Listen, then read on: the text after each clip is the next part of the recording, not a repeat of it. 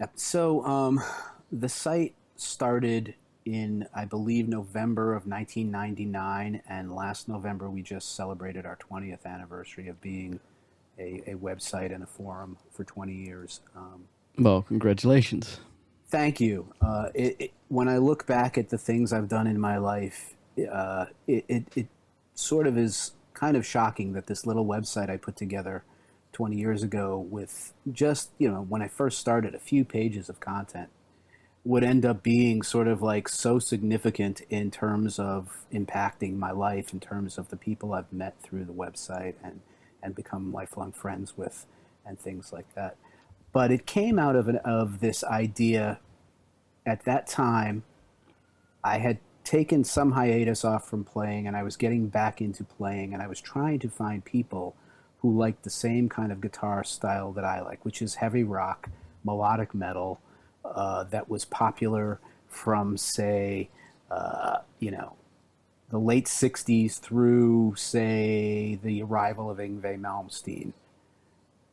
That period where, guitar heroes walked the earth in great abundance. And they were, encompassing all of the wonder of the raising of the bar during the early 80s with Van Halen and people who were his contemporaries, where everything became very guitar centric. And what had happened was, that period came, that period went, people started getting in, the hair metal thing, and then the all of that stuff started to become unfashionable again. And a lot of people who were playing that style of music started switching to like doing Stevie Ray Vaughan kind of blues, and they were turning in their Marshalls and they were turning in their heavy metal gear to buy Strats and matchless amplifiers and Stevie Ray Vaughan hats, and a lot of that was going on. And there was sort of a rebellion against that among a certain class of us players who just said, look, no offense to Stevie Ray Vaughan, I think everybody can agree he was a wonderful player and we like his work, but that's not what we want, and that's not where we want to live, and that's, we still, come from this other background of, a more dramatic form of music where, we had all of these glorious players at one time, and we still have some of them, which is great.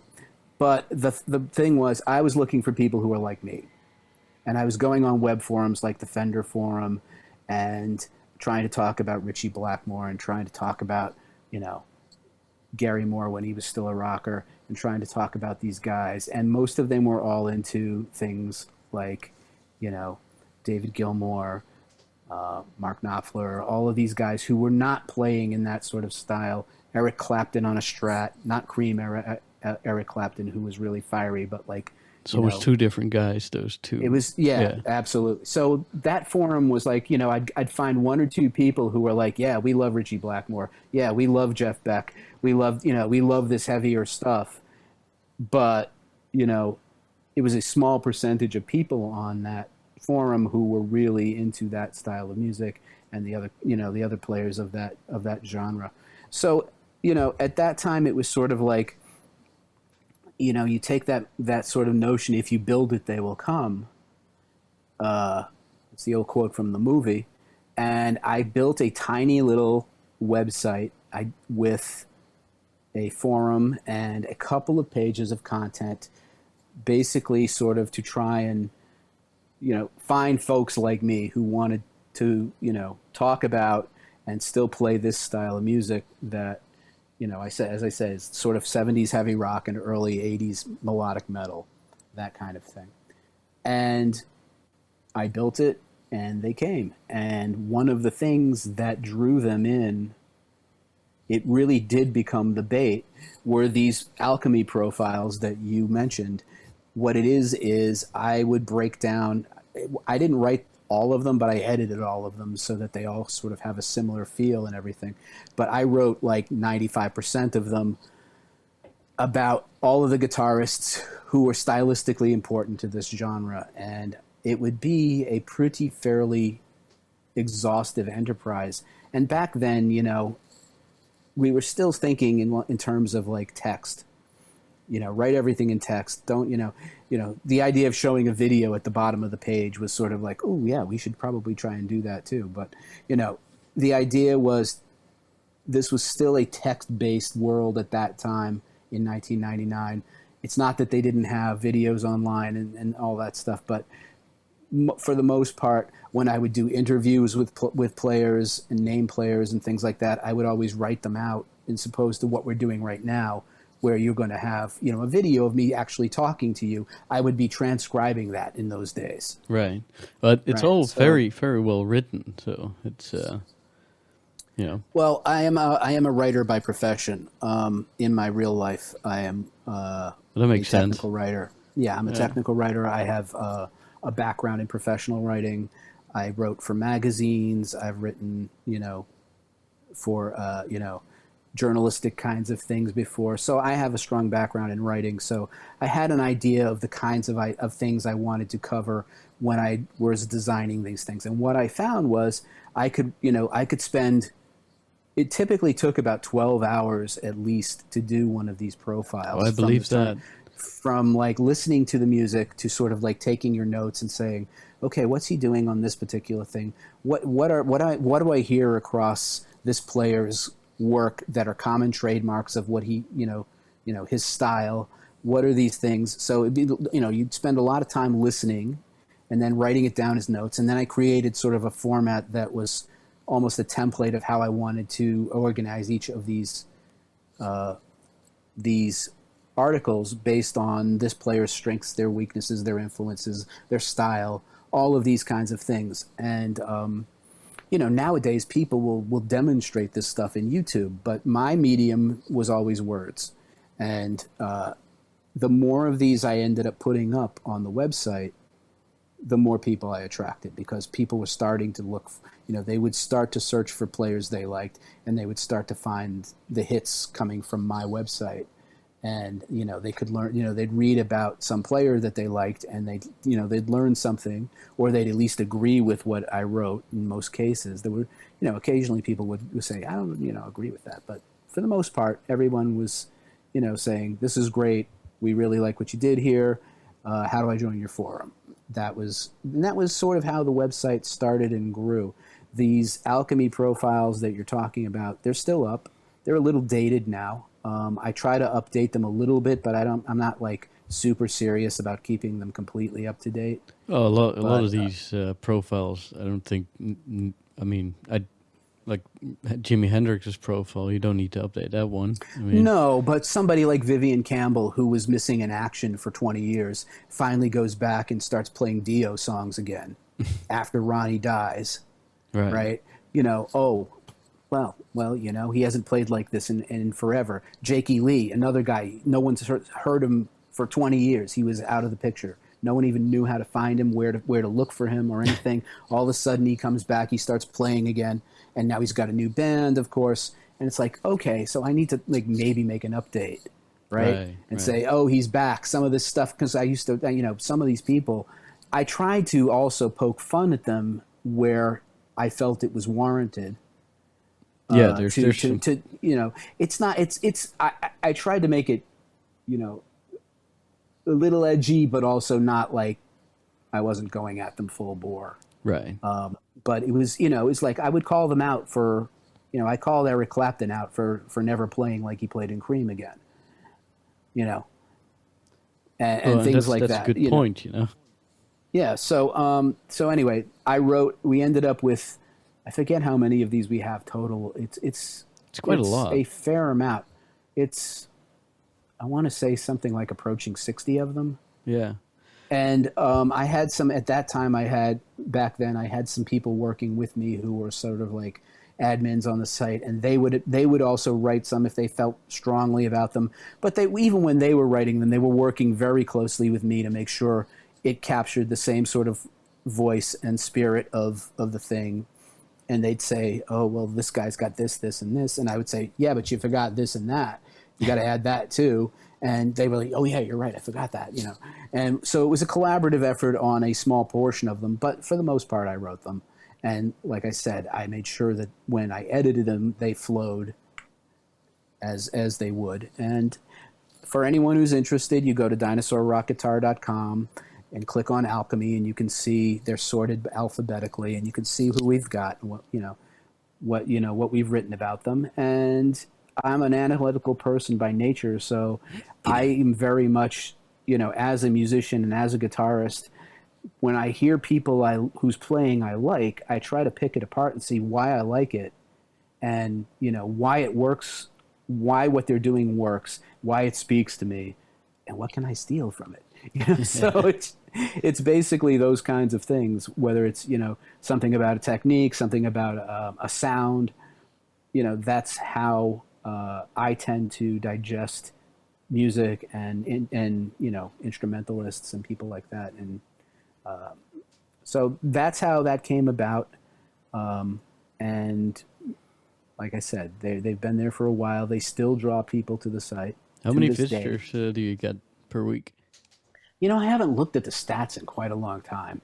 I bet it's quite a few, man. There's a lot of, I think Google still likes good text, Yeah, I think so. I mean, I can tell you that over the 20-year period, I think our peak of engagement was around 2008.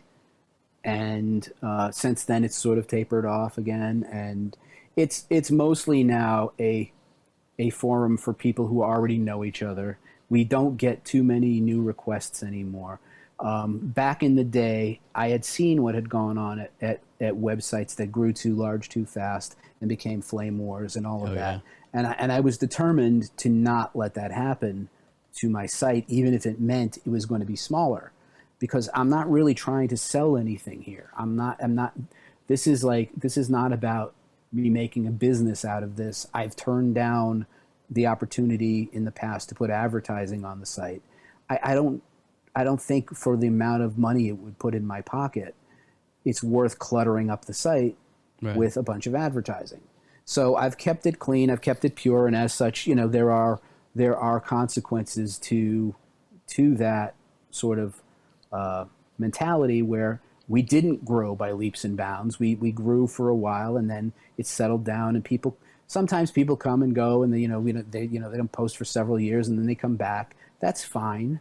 But it's a small community of people who genuinely now sort of know and care about each other, and have been interacting with each other in many cases for many years. That's cool. And yeah, where did the dinosaur part come from? For some reason, it's appropriate for rock, but I don't know why. But it sounds like it fits. Yeah, it does. And you go back to when I was talking about when I was trying to find people like myself, and I would go to local jams in my area, which at that time was Boston, and I'd try to find guys who wanted to play heavy rock or melodic metal, and they didn't want to do it, and they just they wouldn't do it. And I'm trying to get them to play something by Black Sabbath or something by Rainbow, and it's like, no, let's do Sissy Strut again, let's do Hey Joe again, and I'd just be like, oh God, not this again. And I was like bitching about this to a friend of mine, and he said, you can't go to those jams. He said those people don't understand. You're a dinosaur. They don't understand you. They don't understand that. You're a dinosaur. And I started thinking about that. You're right. I'm a dinosaur in that respect. How do I make that a positive term rather than a negative connotation, right? So I started thinking about that. Yeah, I'm a dinosaur. When I plug in a guitar, I want to rip your head off. Absolutely. And I want to roar loud and be bold and everything. And I started gelling this concept that, like, okay, when you're generally called a dinosaur in music, it's not a good thing. It's generally a bad connotation. It's you're dated. But it's like, what if we take this as a badge of honor and make it a point of pride that we still want to play like this, and we still think there's value in this sort of guitar style and this sort of music. So I embraced it rather than pushing it away, and try to sort of think, how can I make this cool? Everybody likes dinosaurs anyway, from the time you're a kid, right? So I took that name, and I started building up some of that folklore of, like, what can I do to sort of, run with this idea. And part of that is like, we designed this logo. Yeah, it's a cool logo. With a T-Rex playing a flying V. And, it started to really sort of take shape, and we started looking at the players in the Alchemy profiles. I did, and I started thinking, we could classify these players, as you said, by different kinds of dinosaurs and stuff, because dinosaurs lived for a zillion years over different periods. You had Cretaceous, you had Jurassic, you had Triassic periods. These are millennia, over millions and millions of years, and the classes of dinosaurs changed. And I realized that it wasn't necessarily fair to compare somebody like Leslie West with someone like Eddie Van Halen, right? Or someone like Steve Lukather or George Lynch, or somebody who had a different level of facility on the instrument. How do you compare a Pete Townsend to a Paul Gilbert? Yeah, they're doing completely different things. Yeah, and it's I'm not making a value judgment that one is better or worse than the other. Yeah, that's endless discussions you sometimes hear. Like, one person says, "Well, I'm a fan of Jimmy Page," and another guy says, "Well, I'm a fan of what's the guy from Dream Theater?" John Petrucci. Yeah, John Petrucci. Yeah, he's way faster and more accurate. Well, yeah, that's so what? True. But, where's his cashmere? Yeah, exactly. yeah. So I'm a fan of both of those guys. I'm a fan of Pete Townsend and a fan of Paul Gilbert for completely different reasons. And by the way, Paul Gilbert's a huge Pete Townsend fan, and a huge Jimmy Page fan, for what it's worth. So it depends on what you value in someone's playing, And there are players who we all seem to agree on at my forum, and there are others that most of them. There are people that we don't particularly care for. And then there are guys where it's like, a segment likes them, a segment doesn't get it, or whatever. Right. But anyway, the point was, I started thinking of this in terms of like, okay, the guys who were in the 60s, like the first four big names who are always Hendrix, Beck, Page, and Clapton. This style of music goes back to those four guys. Okay? It doesn't go back as far as Keith Richards. He's not a lead player in that respect. It doesn't go back as Pete Townsend. He's not a lead player in that respect. The real for like what we are talking about is the first loud, technically proficient lead players. Yeah, like the guys who would blow your head off. Right. Yeah. With tone and with technique, and it's those first four guys. So I started thinking about that. And I started thinking, okay, well, Hendrix and Clapton are in that era of the late 60s. They're not really metal yet. No. They're sort of like psychedelia and volume and, for its time, brilliant chops. Yeah. So that's sort of like proto. It's not, when you see these things like, these big tables of all the genres of metal and stuff like that the guy does such a great job. I can't remember his name. The guy who does the videos, the documentaries, and he classifies all these different genres. Those guys, to me, and Pete Townsend. Pete Townsend was the first guy to really be loud, and to really embrace feedback, and to really embrace, the concept of really wanting to sonically destroy his audience with loud, obnoxious, not just sounds, but playing with feedback, playing with distortion in ways that we hadn't heard prior to that. So I'm thinking these guys to myself, it's like I can classify these as like, if I'm going to make this analogy, these would be our earliest dinos. All right. So those are the, let's see. So if you want to look it up, I can't remember what he called it, but it's like I put them in one class. Sauropods. Is that the one? Yeah. Or that? No, hold on. Those are the Dinosaur Rock Guitar players who were primarily rhythm players. Yeah, I'm on the dinosaur page now. Yeah, you're right. You have the legend there, as it were, the key. Right, you got Triassic, Jurassic, and let's see, Cretaceous. I don't know. Cretaceous. Cretaceous. Oh my God, I messed it up. Anyway, so like you learn something here too. So I mean, it's like little natural history for your for your side dish, if you will. But it was just sort of a way of sort of classifying them so that you understand that like this group have these qualities in common, this other group have these qualities in common. You get past Hendrix, Clapton, Beck, and Page, and you get into guys like Iommi and Blackmore. But everything that this site really goes back down to of the style of music that we are always talking about generally goes back to Zeppelin, Sabbath, and Purple. Right. Those are really the start of the glory era of what we're talking about. Yeah. And so, I made those guys, all three of those guys are like T-Rexes because they're like, really the progenitors of this whole style of music. And then you got into like the late 70s and guys who were raising the bar with technique, whether it was Uli Roth or Michael Schenker and later Van Halen and, guys like that. I put them in a different class because they were clearly better lead players in some respects because they were, taking it a little further. Right. And I want to be clear here.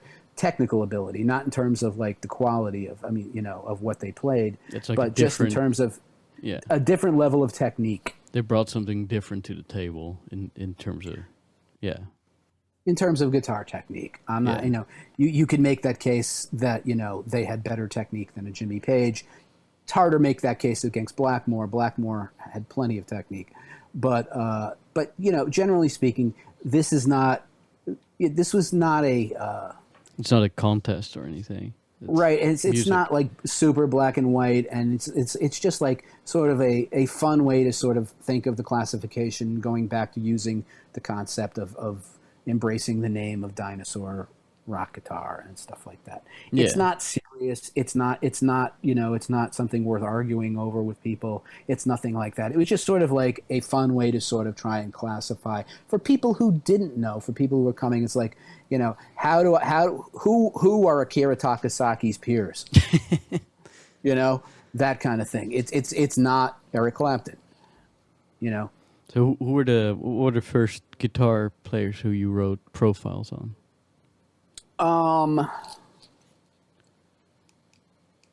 I don't remember what order I did them in. I mean, there may be some indication on the copyright line of when I did them, but I think the first ones I did work on were the most important guys, like Page, Blackmore, and Iommi. All right. And from there, I started stretching out into the guys who meant most to me, who I knew their stylistic trademarks inside and out, so I didn't have to go back and do a lot of research. So, because I knew it inherently, like Gary Moore and Michael Schenker and people like that who I was listening to all the time, who were huge influences on my own playing. I knew how to write their profiles without having to do a ton of extra research. There were other people who I didn't listen to that frequently or that carefully, who I had to actually sit and go back and say, I need to actually do some serious listening before I write this, so I know what I'm talking about. But those were some of the first ones, yeah. Cool. So, and what would you, so I can tell it's written by someone who likes music, who loves music, and who's a musician himself, and that was what drew me to the site. I think I found it probably after Googling Slash, because he was my inspiration for picking up the guitar. And as I was reading this, I was like, oh man, yeah, he is really that cool. And I agreed with everything I read there. And that's where I kind of went further down the rabbit hole. Yeah.